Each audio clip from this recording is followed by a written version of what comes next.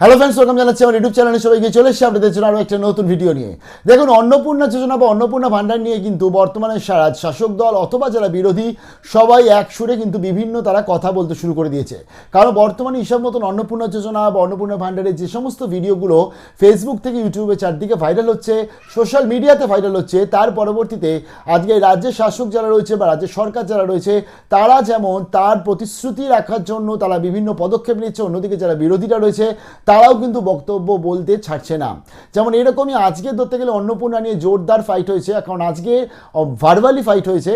কারণ আজকের বিকেলবেলাতে আজকে আমাদের প্রাক্তন মুখ্যমন্ত্রী মমতা বন্দ্যোপাধ্যায় তিনি লাইভ করেছেন এবং তার পরবর্তীতে আজকে অ্যাজ পার শিডিউল আমাদের এখনকার মুখ্যমন্ত্রী শুভেন্দু অধিকারী অর্থাৎ বর্তমান মুখ্যমন্ত্রী তিনিও কিন্তু কিছুক্ষণ আগে প্রেস কনফারেন্স করেছে।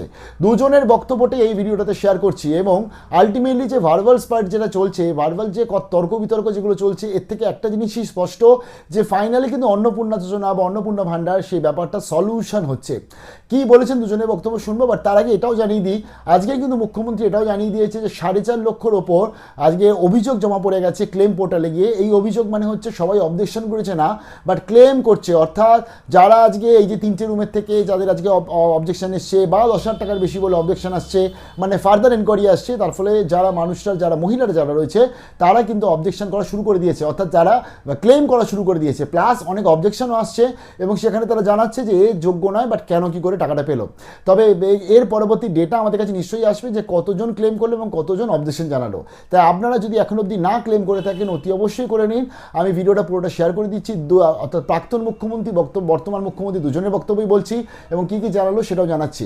একটা জিনিস আমি বলবো এখন সাজেশন, যেটা হচ্ছে ক্লেম যাদের ফার্দার ভেরিফিকেশন আসছে তারা ক্লেমটা অতি অবশ্যই করে নিন। আমি বারংবার বলছি এটাই কিন্তু শেষ সুযোগ, এর মধ্যে ইমিডিয়েট ক্লেমগুলো করুন, কারণ খুব তাড়াতাড়ি অ্যাপ্রুভাল হচ্ছে।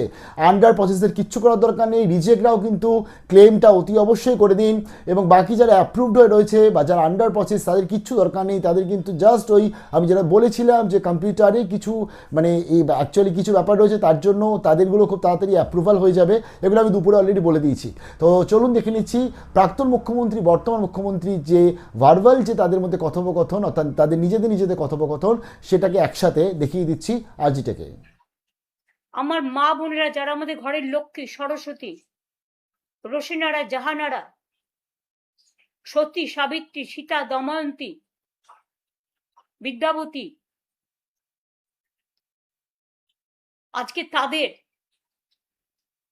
যেভাবে রাস্তায় ক্রন্দনরত অবস্থায় হাহাকার করতে দেখা যাচ্ছে, চিৎকার করতে দেখা যাচ্ছে, বিচারের দাবিতে এলাকায় এলাকায় তাদের কথাগুলো তারা প্রশাসনের বিভিন্ন জনের কাছে পৌঁছে দেবার চেষ্টা করছেন। আমি তাদের সাথে সহমত পোষণ করি। আমরা প্রায় 2,42,00,000 মা বোনেদের লক্ষ্মীর ভান্ডার দিতাম। সাধারণ মা বোনেরা 1500 পেতেন, শিডিউল গাইবরা 1700 টাকা পেতেন। এবং ইলেকশনের আগেও আমি মার্চ মাসেও দিয়েছি। তারপর থেকে ইলেকশনের পর থেকে দীর্ঘদিন যাবৎ তাদের প্রায় 75% বন্ধ হয়ে গেছে। সংখ্যাটা আমারও জানা নেই, সংখ্যাটায় কতটা জল মেশানো আছে আর কতটা সত্য তথ্য মেশানো আছে সম্পূর্ণ সার্ভে না করলে বিস্তারিত জানা যাবে না।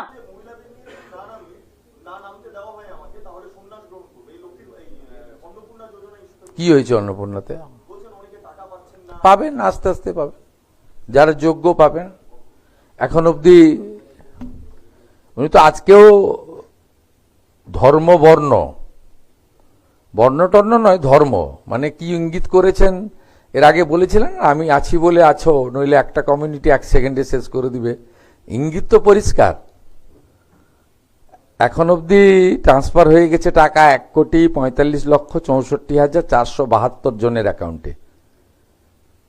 এর মধ্যে মুসলিম বেনিফিশিয়ারি আছে 19,20,00,000 19,20,000, 19.2। যারা যোগ্য তারা হিন্দু কি মুসলিম কি বিজেপি কি তৃণমূল কি পেয়েছেন। উনি পারবেন নাকি দেখাতে সব করে? আমি শুধু নন্দীগ্রামের একটা গ্রামের কথা বলবো, 86% হিন্দু বাস করে। হরিপুর গ্রাম পঞ্চায়েতের 2 জন হিন্দুকে দিয়েছিলেন আবাসের বাড়ি। একটা গ্রাম, অ্যাপিজমেন্ট। একটা গ্রামে 86% হিন্দু বাস করে, 54 জনকে আবাস দিয়েছেন, 2 জন হিন্দু 52 জন মুসলমান। গোটা রাজ্যের হিসাব আছে আমার কাছে। আপনি কি লেভেলে অ্যাপিজমেন্ট করেছেন বিজেপি করার অপরাধে, হিন্দু অপরাধে, মতুয়া, নমশূদ্র, রাজবংশী, আদিবাসী, পাহাড়ের 1 লক্ষ মহিলাকে আমরা অন্নপূর্ণা যোজনা যারা যোগ্য তারা টাকা পেয়েছে। আপনি পারবেন নাকি এসব হিসাব দেখাতে? অত তাড়াহুড়া করার কিছু নেই। এবং আমি ভবানীপুর থেকে বলার পরে আমার মা বোন দিদি যারা যোগ্য তারা আমার উপর ভরসা করেছেন। আমি সবাইকেই বলেছি, জুনে দিয়েছিলাম 28 লক্ষ, তাড়াহুড়াতে তালিকা করা যায়নি, কিন্তু কমিটমেন্ট ছিল, শুরু করিয়েছিলাম। লঞ্চিং তো হয় স্কিমের, তারপরে আস্তে আস্তে স্কিমে যুক্ত হয়। আমরা দ্বিতীয় মাসে দিয়েছি 1,19,00,000, এই মাসে দিয়ে দিয়েছি 1,45,64,472। এবং আমি সেদিন বলেছি আরো যদি যোগ্য থাকে আরো 20 লাখ 25 লাখ টাকা কোনো ফ্যাক্টর নয়। বড় বড় জ্ঞান দিয়েছেন। কেউ একটা বলছিল আমাকে বাজেট করতে হয়, উনি বিরাট বাজেট জানেন, ওই জন্য 8 লক্ষ কোটি টাকা ঋণের বোঝা করে দিয়ে চলে গেছে। বড় বড় কথা সব বের করব, চিন্তার কোনো কারণ নেই। আমরা একটা পোর্টালও চালু করেছি অন্নপূর্ণা নিয়ে, এখন অবধি 4.5 লক্ষ কমপ্লেন এসেছে। তাতে আমি ধন্যবাদ জানাবো। ইনক্লুশনের আবেদনও আছে, আবার এক্সক্লুশনের জন্য লোক অভিযোগ করেছে যে ও পাওয়ার যোগ্য নয়, কেন পেয়েছে।